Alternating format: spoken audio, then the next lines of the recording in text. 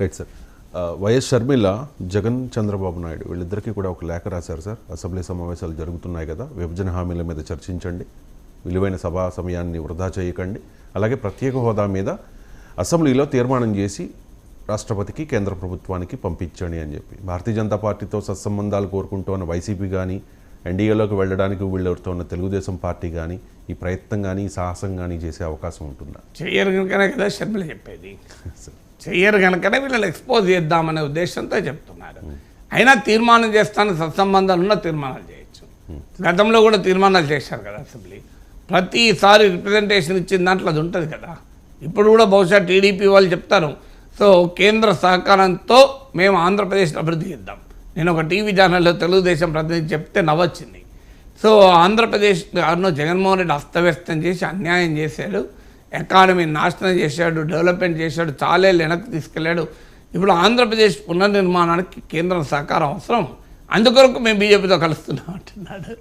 So ఇంత బ్లేటెంట్గా చెప్పుకుంటారు political party, కళ్ళ ముందు కనబడుతుంది అక్కడ.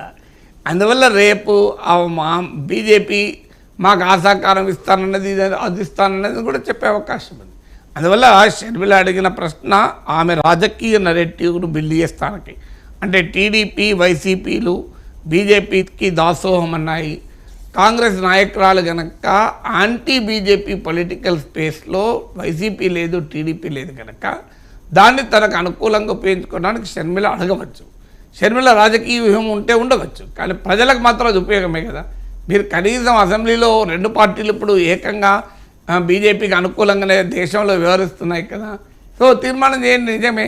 సో ఆ తీర్మానం పైన జగన్ కూడా అడ్వాంటేజ్ ఉంటుంది. ఎందుకంటే ఇవాళ టీడీపీ బీజేపీ కలుస్తున్న సమయంలో టీడీపీని కార్నర్ చేస్తానికి కూడా ఉపయోగపడుతుంది కదా. మరి జగన్మోహన్ రెడ్డి నిజంగానే షర్మిల సజెషన్ కనుక తీసుకుంటే ఆయనకే లాభం.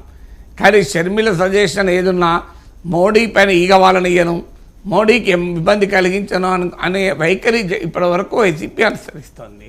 సో అందువల్ల ప్రజలకు ఇబ్బందితో సంబంధమే లేదు ఈ రాజకీయాలకు. బీజేపీతో ప్రత్యక్ష పరోక్ష మైత్రి అది టీడీపీ అయినా వైసీపీ అయినా చేయడానికి ప్రజల జీవితాలతో సంబంధం లేదు.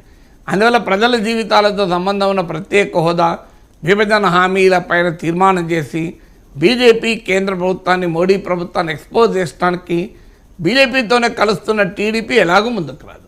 కానీ ఆ అవకాశాన్ని వైసీపీ కూడా తీసుకోవడానికి రెడీగా లేకపోవడం ఆశ్చర్యాన్ని కలిగిస్తుంది. షర్మిల దాన్ని ఎక్స్పోజ్ చేయడానికి ఉపయోగపడుతుంది. Right sir. షర్మిల ఇంకో విషయాన్ని కూడా బాగా